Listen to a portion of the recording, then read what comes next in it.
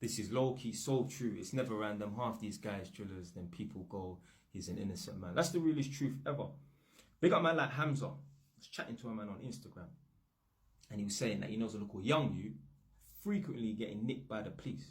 And his mum tries to pull the angel, his mum tries to pull the innocent card. Oh, my son would never do such a thing. It's not him, it's the boys that he's hanging around with. Yeah, he just happens to be with the wrong people at the wrong time. But he seems to be the only person that's getting fucking nicked by the police and that. And it was funny. This guy that I was chatting to, he was saying that like he's been in a little bit of trouble and that when he was younger, innit? But his mum never thought, oh, my son's an angel. She thought, yeah, he probably did it, I think. And it was funny because my mum thought the exact same thing. When I was 16 to 18, I was a fucking nightmare. Now, I was literally wreaking havoc on the fucking streets, bro. I'm not saying I was going around and shooting people and that, but the amount of times the police come looking for me, it wasn't even a fucking joke. Like, even my neighbours, man's cool with my neighbours for the most part. And I tell you why, for the most part.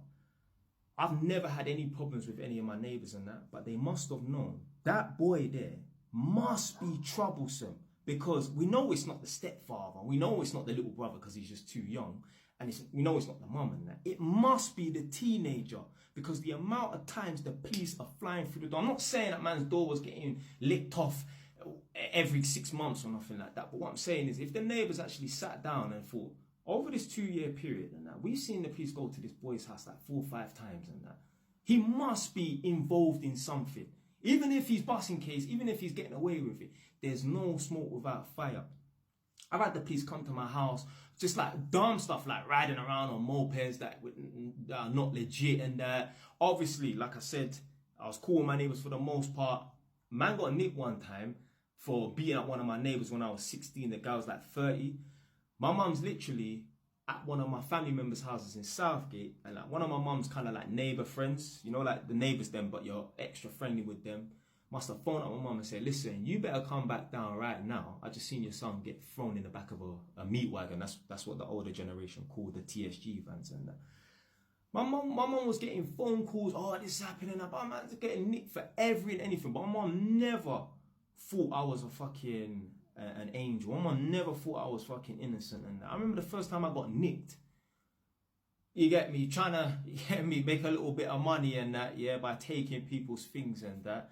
And yeah, ended up getting bagged when I think I was 16. I remember I was in school, cause my mum's phoning somehow, yeah, my mum embarrassed me as well. I got nicked on a Sunday, and obviously the police didn't let me phone my mum. To be fair, I didn't even want to have that phone call, yeah, if I'm being honest.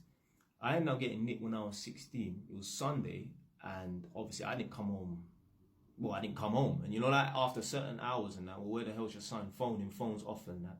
My mum somehow got hold of all of my school friends' numbers and was phoning about, have you seen Jelani? Have you seen Jelani? Have you seen Jelani? And when I went to school, not Monday, because I was still in the police cells until like 10 a.m., 11 a.m. And when I went to school on Tuesday, everyone thought I got fucking kidnapped because my mum's phoning around thinking that I've gone missing when really I was just in the police cells in Edmonton. Like, I put my mum through so much stress, it weren't even a joke. Like this is when you know, yeah, you are on the wrong path and that. When I was in prison, when I was 18 years old, it was 2011, yeah. So I come out of prison in, I think it was the 19th of August 2011, yeah. When I was on the wing, I was saying to the man them, I reckon the police are going to go to my yard because at the time, the London riots was going on. So I went on road. If you lot remember the London riots and that, you lot was free, some of you lot was probably rioting, some of you lot was probably just watching the news and that. I was in prison, I wasn't even on the streets and that.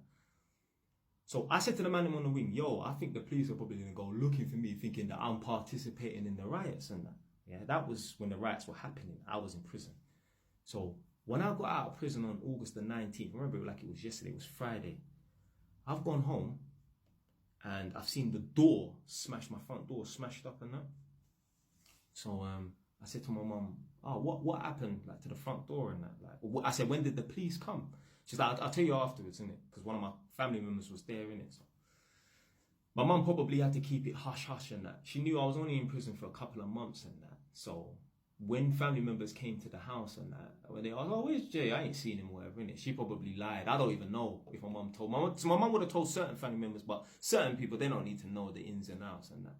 So anyway, I said to my mum, what happened to the front door? She was like, I'll tell you afterwards because someone was there, innit? Cool. So after the person left, I said, Mum, when did they come to the house? And my mum said they came in July, like end of July at some point, innit? I was like, end of July? The flipping, well, I didn't swear, I don't want mum to slap me in my fucking mouth, but I was like, the London riots was like on the 5th of August. Yeah, definitely August and that. So like, they didn't come because they thought you was involved in the London riots. I was dabbling in certain things I shouldn't be dabbling in, and the police had intelligence, so they've licked off the door, yeah, and they were looking for me, but I wasn't around, I was in jail and that.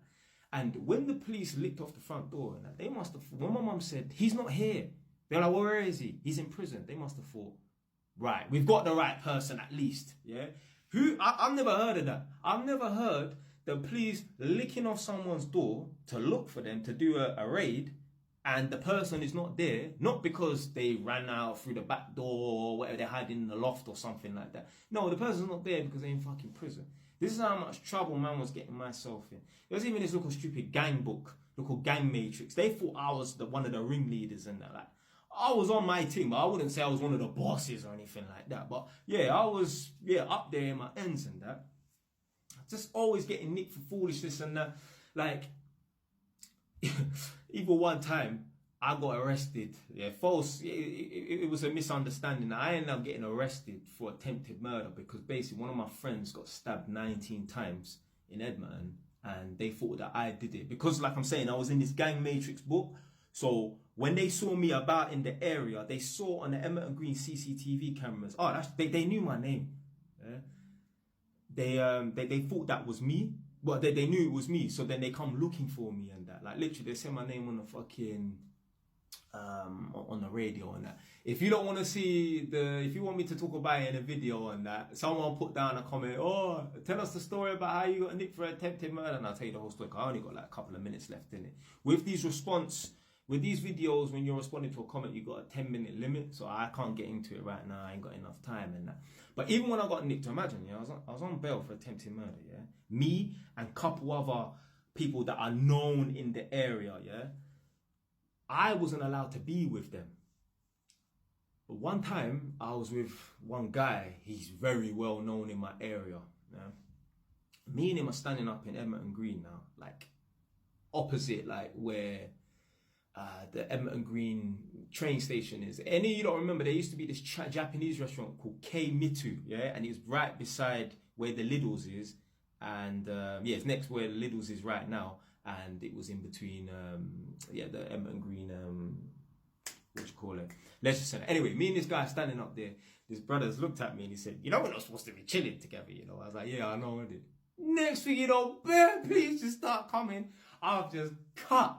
I just ran, but I just ended up running into a community officer and I thought, fuck. They put me in the car and they was taking me to the police station. I'm thinking I'm gonna go to prison for the first time because you're on bail for attempted murder and you get arrested for breaching your bail conditions, which is to not be with XYZ people. And so I thought I was going to prison, but I didn't go to jail and that. Because I hadn't been charged, they just hold you in a cell for a few hours and then throw you out and that. But talking about murders and that, my mum said to me, Jelani, if you ever kill anyone, this is what I'm saying, my mum don't look at me like I'm some innocent, upstand, you know what I'm saying? Like, my mum's proud of me now, but what I'm saying is back in the day, my mum wasn't proud of me. And I remember my mum saying to me, Jelani, if you ever kill anybody, I will shop you in, you know, which means if you kill someone, I will grass you up. Yeah, my mum, yeah.